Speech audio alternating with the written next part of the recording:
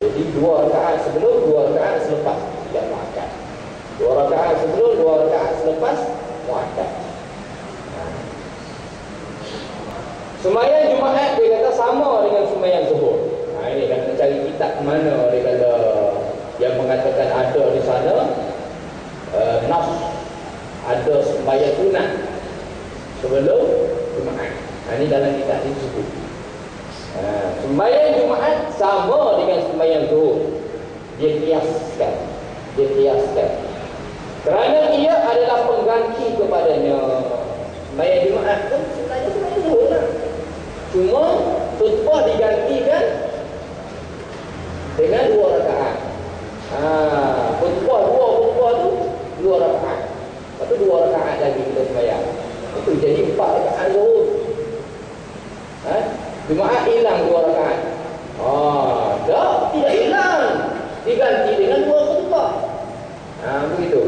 Dikiaskan sembahyang Zuhur dengan sembahyang Jumaat.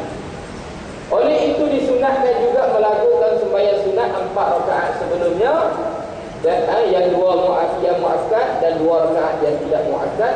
Begitu juga selepasnya 4 rakaat. Okey?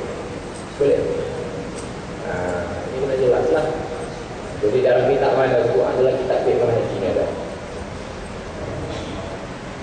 Cuma saya ingat lagi pesan antara guru dan sahabat saya. Ada Dr. Abdul Basit, guru dan sahabat.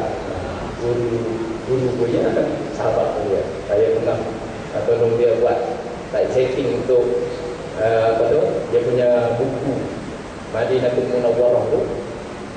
Dia karang satu buku tentang sejarah Madinah, tempat-tempat bersejarah di Madinah. Jadi kawan dan juga guru saya tersebut. Jelaslah kalau orang itu nak sembahyang, sembahyang. Jangan marah. Kalau tak nak sembahyang pun tak ada masalah. Pasal apa? Zaman Nabi SAW tak sembahyang. Tak ada di sana qabliyah Jumaat. Kenapa tak ada? Kenapa tak ada? Lepas azan dulu Nabi SAW naik mimbar berkhutbah. Azan dulu Nabi SAW naik ke mimbar. Cuma ada tahiyat masjid. Masuk Nabi SAW sembahyang 2 rakaat tahiyat masjid. Tunggu azan saja. Sudah azan Nabi SAW naik berkhutbah. Jadi tak ada waktu untuk sembahyang sunat Zuhur. Tapi kita sekarang ni ada waktu di sana. Jadi gunakanlah waktu tersebut. Jadi kalau orang yang tak nak sembahyang, biarkan. Orang nak sembahyang, teruskan. Yang nak sembahyang, ada dalil dia. Yang tak nak sembahyang, ada dalil dia. Yang nak sembahyang, dalil dia ni dikiaskan daripada sembahyang Zuhur. Yang tak nak sembahyang, dalil dia begitu. Nabi SAW dulu satu saja azan, jadi tak ada sembahyang qabliyah Jumaat. Pulang. Ini mana tadi? Yang penting Nabi SAW tak tinggal tu tahiyat masjid. Walaupun kita datang tu lewat sudah, tahiyat masjid Nabi SAW tak tinggal. Kecuali orang datang, kita datang orang iqamah untuk sembahyang Jumaat, itu tak boleh buat tahiyat masjid, tak nak tunggu sembahyang Jumaat lah. Kalau ada masa lagi untuk tahiyat masjid tu, maka sunat kita masuk tahiyat masjid tu. Dan Nabi SAW pernah tegur terus sahabatnya yang datang Nabi tengah berkhutbah, datang terus duduk. Berapa ramai kita buat begitu, datang terus duduk. Gitu. Dia begini tuan-tuan sekalian. Kalau di rumah kita lah, contohnya kan, di rumah lah, ini rumah biasa. Orang masuk, Assalamualaikum, Waalaikumsalam. Kita tak suruh masuk lagi, dia masuk dah. Okey, kemudian kita tak suruh duduk pun dia duduk dah. Apa perasaan kita tuan rumah? Terguris. Hai, orang ni nak kena. Belum lagi jemput masuk, dia tak, dia suka-suka tak lagi suruh duduk, dah duduk. Ni masjid ni adalah rumah Allah. Maka dia ada tata cara dan adab dia. Sama lah juga. Masuk, tata caranya solat 2 rakaat. Hatta kalau ada majlis ilmu macam itu. Jadi janganlah bayanglah di sebelah bahagian-bahagian yang tak nampak. Di sebelah belakang. Bayang dulu 2 rakaat tahiyat masjid baru dulu. Nabi SAW betul. Para sahabat dia bangun sembahyang 2 rakaat. Menunjukkan bahawasanya pentingnya solat sunat tahiyat masjid. Dan satu-satunya solat sunat yang ada kita akan bincang yang dibenarkan ketika khatib sedang berkhutbah. Satu-satunya. Tak boleh sembahyang yang lain. Sembahyang sunat tahiyat masjid. Sembahyang sunat zuhur pun tak boleh lah. Qabliyah zuhur pun tak boleh. Muakkad kata muakkad. Tak ada lah masa tu. Ketika khatib naik berkhutbah tu, kita kena tahiyat masjid sahaja. Kalau sebelum khatib berkhutbah, ya. Okey, boleh jelas. Jadi berapa rakaat dah sebenarnya? Hari Jumaat 6. 2 tahiyat masjid, qabliyah zuhur, muakkad, qabliyah zuhur, ghair muakkad. Itu yang banyak Arab.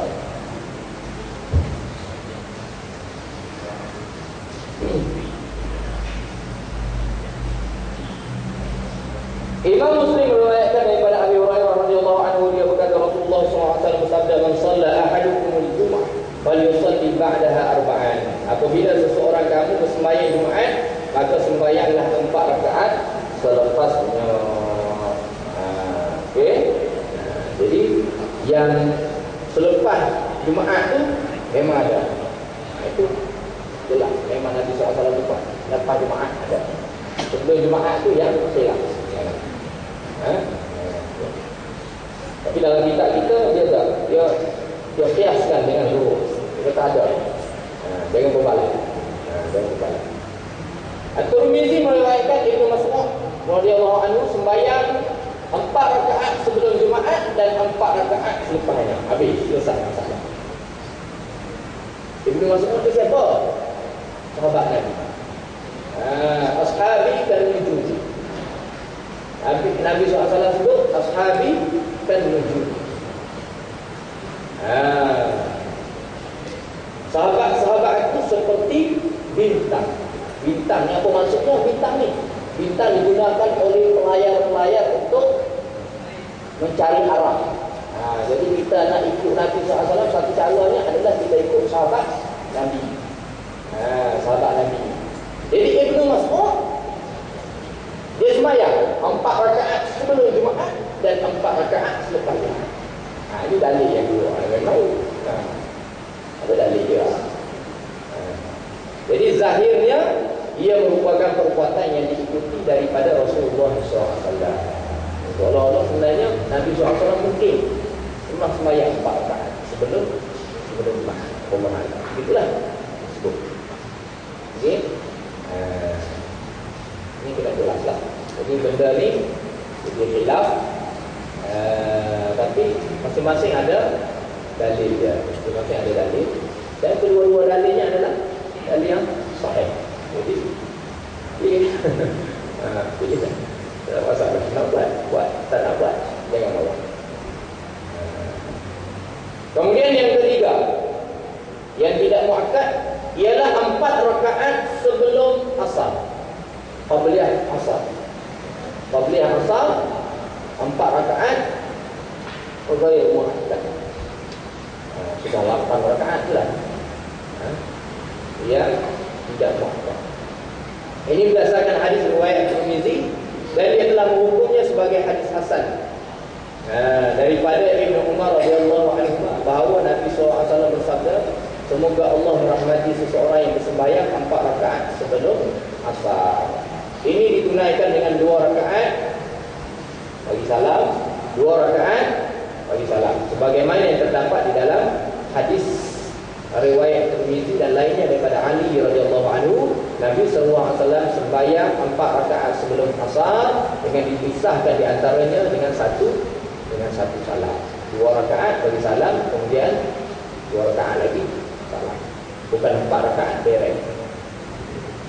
2 rakaat bagi salam dipisahkan dengan satu salam. Itu maksudnya di tengah-tengah di antara 4 rakaat itu ada satu salam. Jadi berapa salam lah? 2 salam lah. 2 rakaat bagi salam, 2 rakaat bagi salam. Sebelum asar. Setelah asar. Jadi kita sembahyang biasa berapa rakaat? 2 dah cukup. Abah ya.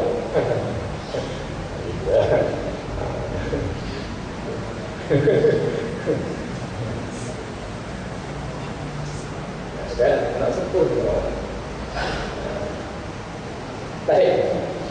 Yang keempat, 2 rakaat yang ringan sebelum sembahyang maghrib. Maksudnya tidak dibaca dengan bacaan yang panjang. Ringan tu dia cepat sebelum maghrib. Ghair muakkad, tidak muakkad. Boleh. Al-Bukhari dan Muslim, yakni lafaz hadis oleh Muslim. Ada 2 riwayat. Tapi dalam ini disebut lafaz hadis daripada Muslim, meriwayatkan daripada Anas radhiyallahu anhu bahawa dia berkata, ketika kami di Madinah, apabila muazzin yakni Bilal melakukan azan untuk sembahyang maghrib, para sahabat segera berdiri di belakang tiang-tiang masjid, lalu mereka rukun sembahyang dengan 2 rakaat.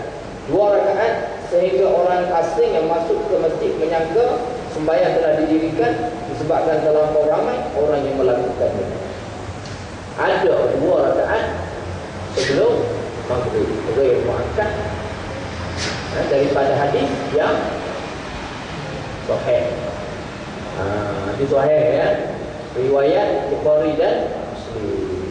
Bukan main-main. Adalah. Jadi kalau siapa-siapa yang nak sembahyang sunat tu sebenarnya boleh. Tapi kita terus faham tu. Itulah mana-mana. Itu. Saya pernah dengar di masjid di Padang. Biasa sembahyang sunat juga kan. Di sini kalau orang tak biasa sama ya kena juga macam saya tu. Ya lepas azan semua akan takut Allah sebab sembahyang Allah kau mahal. Laju je sembahyang kita. Macam yang pasti yang rukun saja. Tapi dia 2 rakaat yang khafif, yang ringan. Maksud 2 rakaat ialah setiap orang sembahyang 2 rakaat dan tidak lebih daripada itu. Maksud didirikan dengan cara yang ringan ialah melakukan rukun-rukun sembahyang, sunat dan adab-adabnya seminimum yang mungkin. Seminimum yang mungkin. Dia buat cara minimum lah. Dia tak baca lah sampai surah yang panjang-panjang. Dia baca kuliah Allah, begitu saja. Itu pun sudah dapat sunat kan. Kemudian dia punya tasbih pun dia tidak banyak-banyak. Tasbih ketika tasbih yang paling pendek, Subhana Rabbiyal A'la, Subhana Rabbiyal Azim. Ketika rukuk Subhana Rabbiyal Azim, ketika sujud Subhana Rabbiyal A'la. Ya, Subhana Rabbiyal Azim, Subhana Rabbiyal Azim, Subhana Rabbiyal Azim. Mungkin kita tambah lagi. Itu tambahan sudah. Subhana Rabbiyal Azim wa bihamdihi. Subhana Rabbiyal Azim wa bihamdihi. Subhana Rabbiyal Azim wa bihamdihi. Itu tambahan sudah. Okey, yang paling pendek ketika sujud Subhana Rabbiyal A'la, Subhana Rabbiyal A'la, Subhana Rabbiyal A'la. 3 kali. Itulah. Tambahan Subhana Rabbiyal A'la wa bihamdihi. Subhana Rabbiyal A'la wa bihamdihi. Subhana Rabbiyal A'la. Maksud ringan, ringan. Seminimum yang mungkin lah. Tapi adab-adabnya mesti ada lah. Kalau ringan tu macam roket. Kalau ajar mematu tu bukan ringan. Bukan semayang. Saya semayang itu. Semayang punya laju. Rukuk.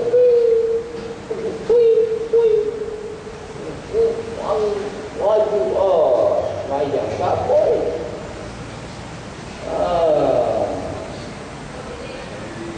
Kena jaga adab lah. Kita semayang ni berhadapan dengan Allah. Kalau berhadapan dengan orang lain berhadapan dengan Allah Subhanahu wa taala. Kalau boleh depan kita boleh takut, Allah depan kita tak takut. Jauh. Begitu. Jadi kena beza. Di sana. Jadi sembahyang dia ada. 2 rakaat sebelum maghrib, ghair muakkad. Baik, 2 rakaat yang ringan sebelum sembahyang Isyak. Sama juga, sebelum sembahyang Isyak pun ada 2 rakaat yang ringan, macam sebelum maghrib juga. Jadi lepas maghrib tak ada sembahyang, dan sembahyang yang ghair muakkad. 2 rakaat sebelum Isyak dasarkan kepada hadis Al-Bukhari dan Muslim meriwayatkan daripada Abdullah ibn Al-Mughaffal radhiyallahu anhu, bahawa dia berkata Rasulullah SAW bersabda, baina kulli adzanaini salatun salatan liman syaa. Di antara azan dan iqamah ada sembahyang bagi sesiapa yang nak melakukannya. Lalu baginda Nabi SAW mengulangi 3 kali. Baina kulli adzanaini salat. Baina kulli adzanaini salat. Baina kulli adzanaini salat. 3 kali Nabi SAW. Ini maksudnya ada. Hadis riwayat oleh Imam Muslim. Sahih. Hadis sahih. Kalau orang yang suka dia ikut hadis sahih je dia kata. Ini kena buat. Kamu saja nak ikut, kalau tak ikut tak pakai. Baik, menurut riwayat yang lain Nabi SAW bersabda, baina kulli adzanaini salatun. Baina kulli adzanaini salatun. Tsumma qala fi tsalisah liman syaa. Di antara 2 azan ada sembahyang, di antara 2 azan ada sembahyang. Kemudian baginda berkata pada kali ketiga, liman syaa. Liman syaa. Siapa-siapa yang nak. Jadi tak boleh marah lah.